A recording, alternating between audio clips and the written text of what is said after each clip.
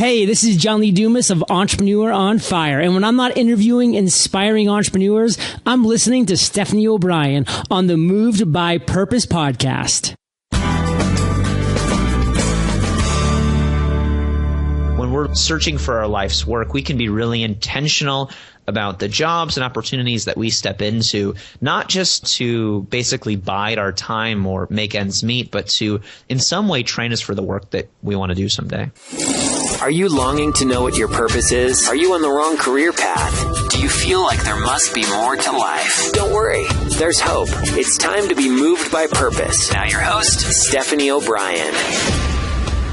Hey, it is Stephanie O'Brien with the Moved by Purpose podcast, and today's guest is someone that I am very excited to have and very honored to have him on the show. And we are talking about his new book, The Art of Work. The path to your life's work is both difficult and mysterious, which is why few find it. His book, The Art of Work, is a book about discovering your true calling, that thing you were born to do. Through personal experience, compelling stories, and current research in the mysteries of motivation and talent, Jeff Goins shows you how to find work that matters. So without further delay, let's welcome him to the show.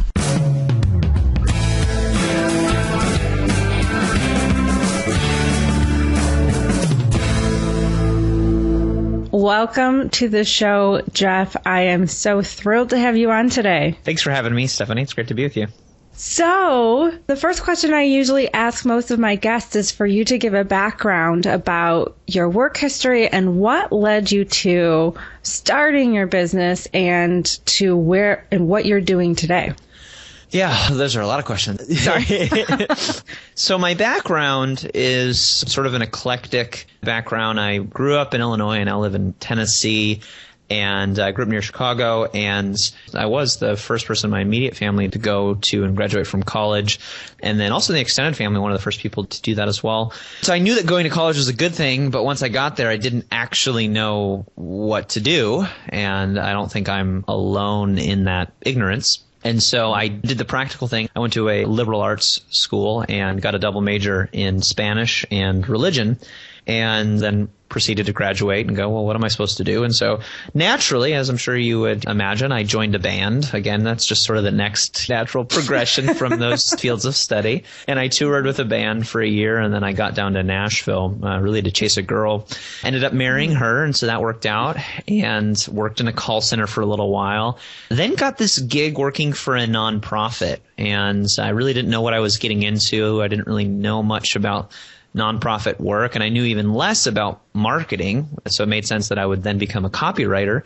And I worked alongside the executive director, basically helping him grow the organization. They didn't have a formal marketing team, didn't really have much of a budget, and so I became a student of online marketing, and really anything that didn't cost any money, any sort of grassroots marketing strategy that we could implement, we would try. And I remember getting a Facebook group 7 years ago, probably, and using that as a way to reach out to people and just trying innovative things. I followed a lot of Seth Godin, began reading Copy Blogger, and started to learn about online marketing from experts who were doing it in a more ethical, transparent way, which reflected the values of our organization.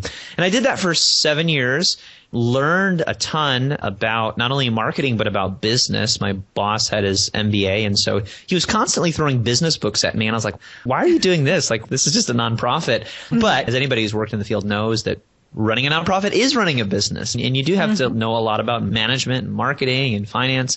So I got this great education from somebody who had been doing it for 25 years, and not really knowing that this was preparing me to go out and chase my own dream of being a full-time writer, and learning how to build a business around that passion so that it could be sustained. So 3 years ago, I went to that same boss, told him that I thought it was time to move on from what I was doing, and kind of thought he'd be disappointed. And in fact, the opposite was true. He was really, really proud. and gave me his blessing and quit my job and kind of went out to do what I'm doing now, which is writing books and helping writers and creative entrepreneurs succeed online. So those are kind of the two different things that I do, write books and then help other people get their message heard. And I think all of it, I mean, while I was in the middle of doing all that stuff, it felt like, what is all of this for? It felt like I was just trying to figure life out, as most of us are doing. You take a job just to kind of make ends meet. But what I learned, and all of this was an apprenticeship. It was preparation for what was to come. Yes. Okay. So you said apprenticeship, and I love that. And you said so many valuable points, just letting us get to know you better. And a lot of people feel like they want something more and they can kind of feel a little discontent with where they are. But there's so much value in skill sets they're learning and developing that will really help them build a dream or pursue their dream. And you mentioned apprenticeships as a key part of finding your purpose. Mm-hmm. Yeah. So does it really apply today, and how is an apprenticeship such a plausible solution to unemployment? Yeah, so I mean, this is sort of a dead word. I think people don't talk about apprenticeship. This is this term that we read about in history books, or, I'm reading a book about the Renaissance artist Michelangelo. He had an apprenticeship working under another famous artist in Florence. And then kind of when he became established, he had a young artist in training apprentice under him. And it does sort of seem like an old-fashioned idea, but I think the idea of apprenticeship has never been more relevant. And so if you're unfamiliar with that term, basically that just means that instead of like getting a typical internship or part-time job, or like basically you're fetching donuts for the boss, I mean, this is sort of like the best that we have to offer in traditional career training. Once you graduate from college, or when you're in the middle of your education, the best hands-on training that you can get is basically taking everybody's lunch order. And an apprenticeship is different in the sense that it takes a lot of time. It doesn't last a summer. Traditionally apprenticeships lasted years. And you are doing the work. I mean, you are doing it right alongside the master craftsman or craftswoman, the person who knows how to do it. And so I was doing some interesting research when I was writing this book, my new book, The Art of Work. And I was reading about apprenticeship from the Middle Ages and from the Renaissance. And then I was studying other countries in the world that have lower unemployment rates. And one of those countries is Germany. In fact, Germany has one of, if not the lowest unemployment rate in Western Europe. And the reason for it is they have what's called a dual system. And basically that means that while you're going to school, studying a trade, you can also enroll in an apprenticeship with one of the big companies in town and get school credit, but also get paid a fraction of what a professional would get paid of their salary. And what's interesting about this dual system, so while you're going to school, you're working in the job that you're basically studying to do. 90% of the students who enroll in this end up completing the apprenticeship, and over 50% actually get hired by these companies. Wow. And I think that's pretty remarkable. Yes. I could go back to my college class of people who took summer internships or their first job out of college, and I'm pretty sure that not half of them, I would say probably not even 10% of them, it's very low. Actually ended up doing that thing that they were studying to do. So there's something about that, I think, about the lost art of apprenticeship and how you can invest yourself in a process that is really training you practically for work that you're going to do, as opposed to just taking a job or being somebody's lackey. And I mean, it's challenging to set something like that up, but I think when we're searching for our life's work, we can be really intentional about the jobs and opportunities that we step into, not just to basically bide our time or make ends meet, but to in some way train us for the work that we want to do someday. Yes, I agree. And I started maybe not doing the full blown, like where you're under years of study, but as soon as you start getting clear on what it is that you want, you might not have the skill set that you need in order to really succeed in it. And so I started seeking out people and asking them, can I either work for you, or can I shadow you, or just learn from you? And like I would offer to do very either free work or lower paid work just to learn, to build up my skill set. So I think that you're definitely making a very good point with the value of really just learning from somebody. Yeah, I agree. I love that you're doing that, Stephanie. So I want to transition to the next question, and I absolutely love this question, and it's regarding failure and success, and how does failure lead us to success? So in the book, I sort of reframe failure as a necessary step to get to success. And so I think typically we think of failure as this thing that stops you dead in your tracks. But if you study the biographies of influential people, I'm talking about people who have made their mark on history, people like Walt Disney or Steve Jobs or even Mother Teresa, all of them had these pivot points. They had these moments where they ran into failure or ended up encountering something that felt like a setback, or they just kind of changed their mind about what they wanted to do in life. And instead of giving up or just kind of sticking with the status quo, they did something that I think all smart people do, especially smart entrepreneurs, is they pivoted, which is to say that they just kind of, if you think about this in the game of basketball, when you're dribbling a ball down the court, once you stop, you only have a few steps before you have to pass the ball or shoot. And so you basically run out of options, right? Otherwise, you're going to get called for traveling and you're going to turn the ball over to the other team and you're going to lose, right? You know, at least for that moment. Well, right before you give the ball over to the other team, right before you travel, right before you basically reach the point of no turn, you have an option. You can pivot. You can leave one foot planted and you can basically turn in any direction and pass or shoot. So I remember in middle school when I didn't know much about basketball and I was playing with my friends and one of them sort of stopped and he kept one foot planted and he started pivoting, sort of turning around, trying to get away from me because I was trying to get the ball away from him. I thought he was cheating. I thought he was traveling because his foot was moving all over the place, but he had one foot planted, so he wasn't actually traveling. He was just pivoting. And I think that in that move, there's a secret for those of us who are in a job that we don't like, or we've encountered so much failure that we wonder if we're ever going to be good at anything, that at the point of seemingly no return, you always have an opportunity to pivot. And I love the story of Groupon, where they started as this nonprofit organization, and they basically use the power of social media. They tried to use the power of social media to bring people together to go do some sort of charitable act of service on a weekend.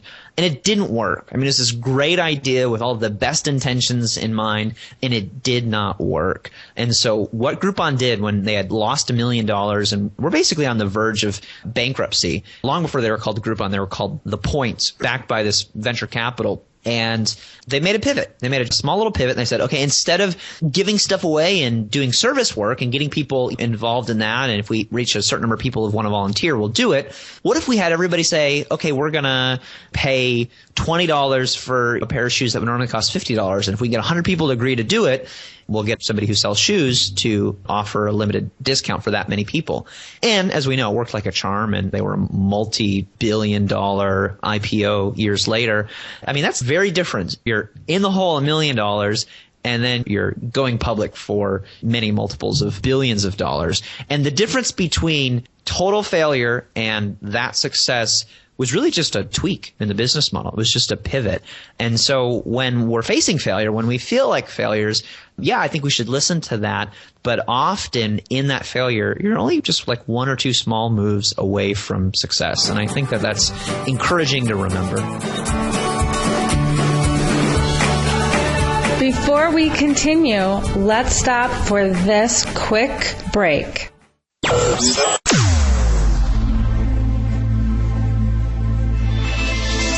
Want to know the secret behind the people that have built successful 6-figure and 7-figure businesses?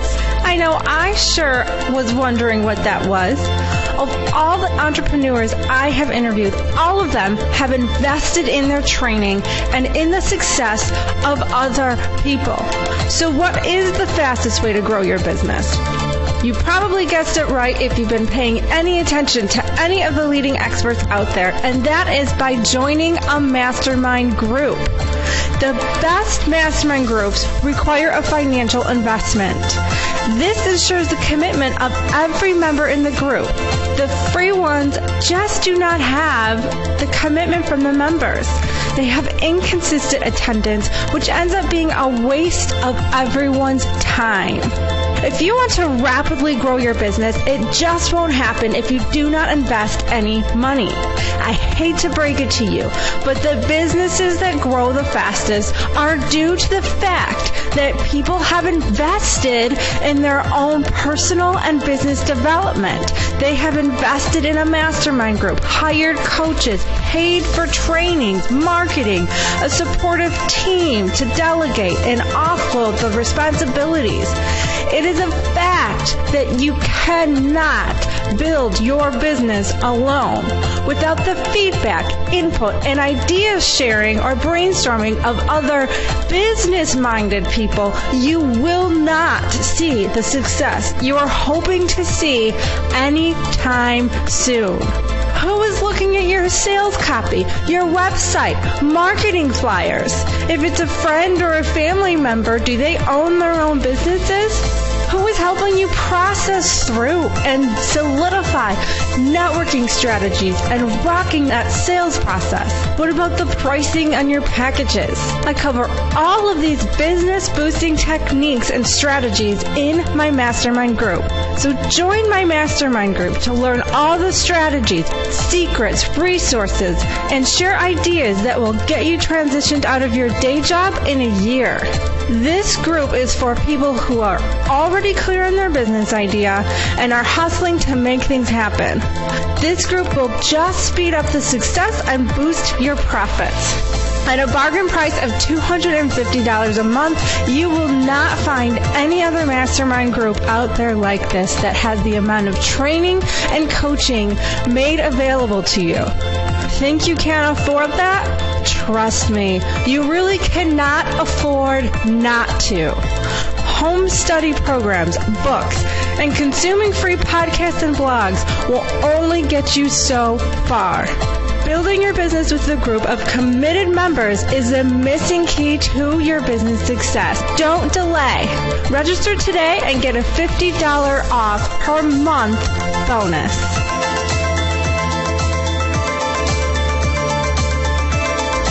It is very encouraging because, as you know, it's not, as much as we all would love it to be this clear, straight, easy path with no obstacles or resistance, that's just not how it is. No. I mean, it's going to be marked with failure, and I'm sure you could speak to this, Stephanie. And I think failure is the best friend you'll ever have because it teaches you what you shouldn't be doing, but also gives you clues as to what you should be doing.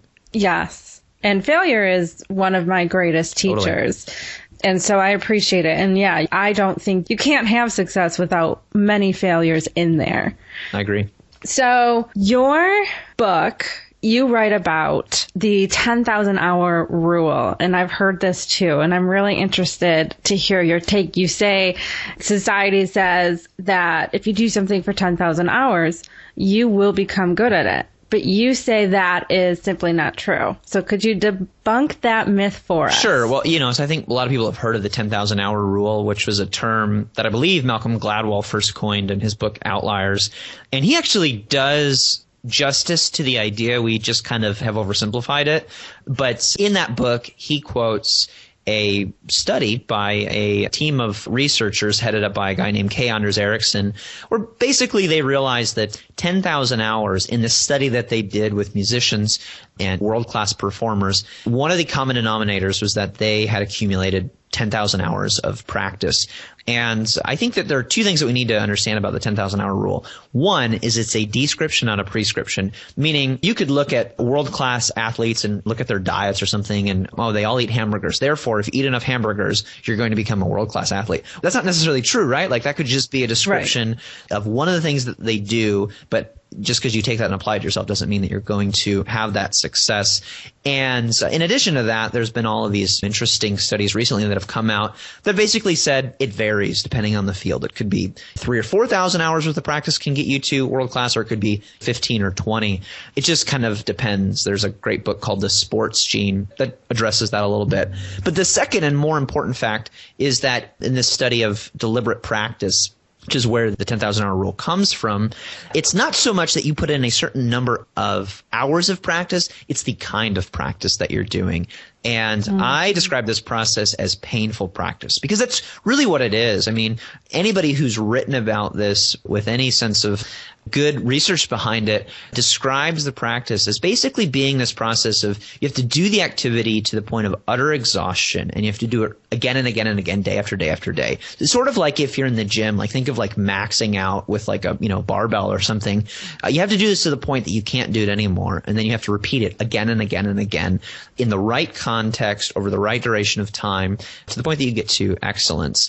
And so most people who are trying to chase their dream don't realize the kind of work that they're going to have to put in. It's not just the amount of hours. It's not just getting up early or staying up late and working on your side hustle or trying to build a business. It's really about intense practice, really intense focused effort over a certain period of time that will get you the kind of results that you want. And it needs to hurt. It needs to be hard. And I argue that if it's the right activity, the thing that I would consider your true vocation, your calling, even when it hurts and it's hard and it's painful and you don't want to keep doing it and you're exhausted, there's a certain amount of pleasure that you get from that, where you love it. I mean, writing is that way for me. It's difficult and it's grueling and I don't want to do it. It's not necessarily motivating. But when I'm in the middle of doing it, not even at the end, but when I'm in the middle of doing it, I realize this is what I'm supposed to be doing. And so I think practice is not only a recipe for getting great at what you do, it's also the best means by which we can discern what we're supposed to be doing and what we're not supposed to be doing.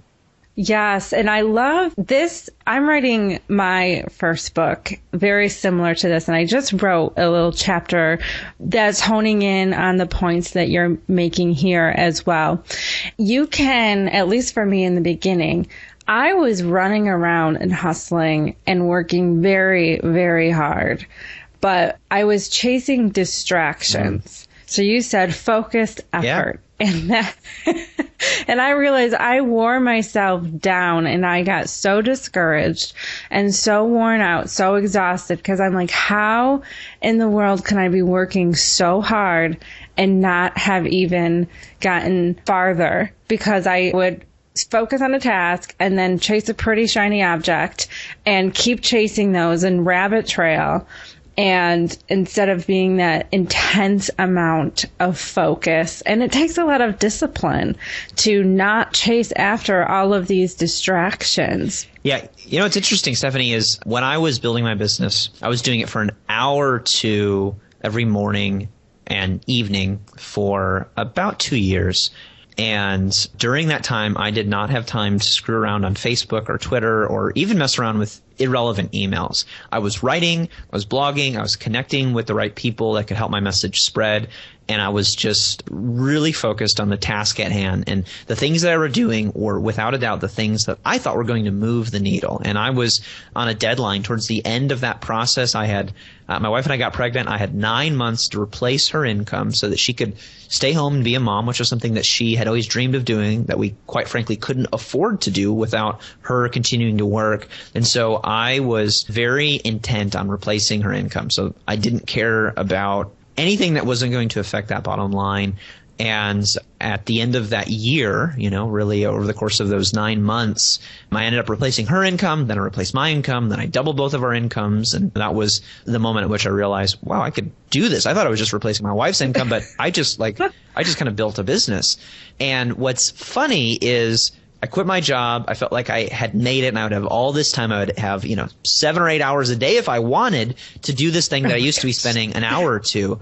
And I was actually less productive and accomplished less in the first 3 months of going out on my own because I wasn't as disciplined as I was before. And I was, as you mentioned, chasing all these shiny objects and doing all these things that weren't essential. And I had to kind of go back to the basics and realize, okay, this is what practice looks like. This is what getting good looks like. Intentional, focused effort where you're really pushing yourself, even if it's over a short amount of time, is better than just kind of long, drawn out, just punching a clock, putting the hours in. And I would argue that it's better to do something with intensity for an hour than it is to do it just sort of haphazardly for, 8 or 9 hours. And, that kind of depends on the task. But I think if you're really trying to make something happen, it needs an incredible burst of energy and effort and focus in order for you to increase your skill and move the needle with, the kind of results that you're trying to accomplish. Yes, I agree. And I'm glad that you had the same thing. I the same way when I transitioned out of my full-time job to work on the business full-time, I was like, how in the world did I get way more done when I had a full-time job than now I have all of this extra time and things are not getting done. Yeah. So, yeah. I mean, it's common thing. It's easy to fill your day with stuff that isn't essential. But if you only have an hour or two, and you're hustling on your lunch break or getting up early at 5 a.m. or something to work on this project that you're hoping will spell freedom for you, then it forces you to really think about the things that are essential. And I think the people who end up doing great work have the discipline to do that all the time. Yes. One that I'm still working on developing, but yeah, it's that intent. You just don't have time to even really acknowledge those distractions. You know what you need and you go after it. And all these other things, you're just like, nope, that's not going to get me to where I need to go. So, and to find that discipline and motivation to do that when you have a little bit more margin. It's a work in progress. Totally. Okay, so the next question is about the next generation. And why will the next generation have to be more entrepreneurial and flexible than ever before? So in the book, I talk about this idea that I borrowed from an old business book that I read about a year ago. And the term is a portfolio life. And I borrowed it from a guy named Charles Handy, who wrote a book called The Age of Unreason.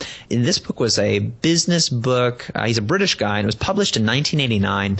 And the book is basically predicting the future of organizations. And one of the predictions that Handy makes is that in the future, organizations will be smaller, and the freelance community, what he calls portfolio people, will be larger, meaning that you won't have one 40-year career that you do for the rest of your life and then, retire and get your pension. In fact, you'll have a bunch of mini careers, a bunch of little gigs that you kind of cobble together, and that'll be the way that you make a living and make a life. And he actually argues this is how humans are wired. They're not wired to do one thing. They're wired to do a bunch of different things that all fit together.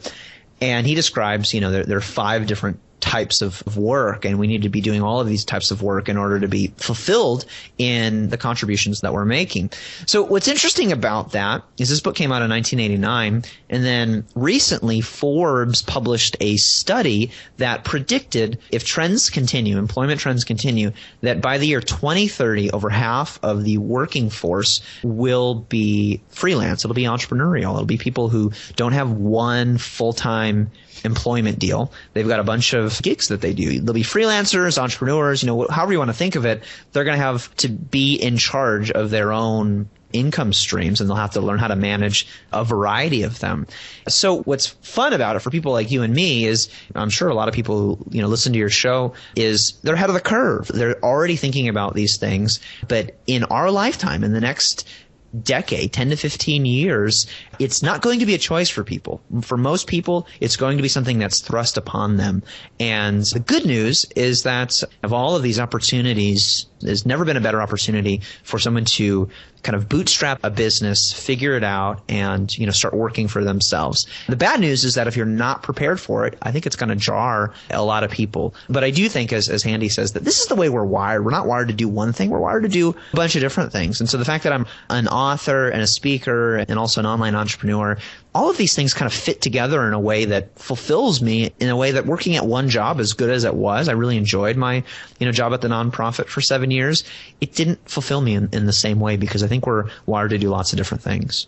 Yes, I totally agree. And that's part of my passion and mission, really, is I want to get to this generation or the coming generation, those that are preparing for college and for their careers, to really learn, how do you market? How do you sell? How do you manage multiple gigs and things? Because that is the way that the working world will be. So I love that you are sharing that in your book and kind of preparing the people to start adjusting so they can be ahead.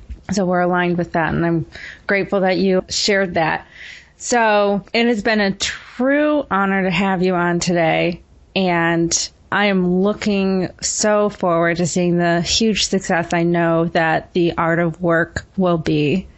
And I know writing is definitely not easy, and I just thank you for continuing to write and guide us writers and authors with how to get it done.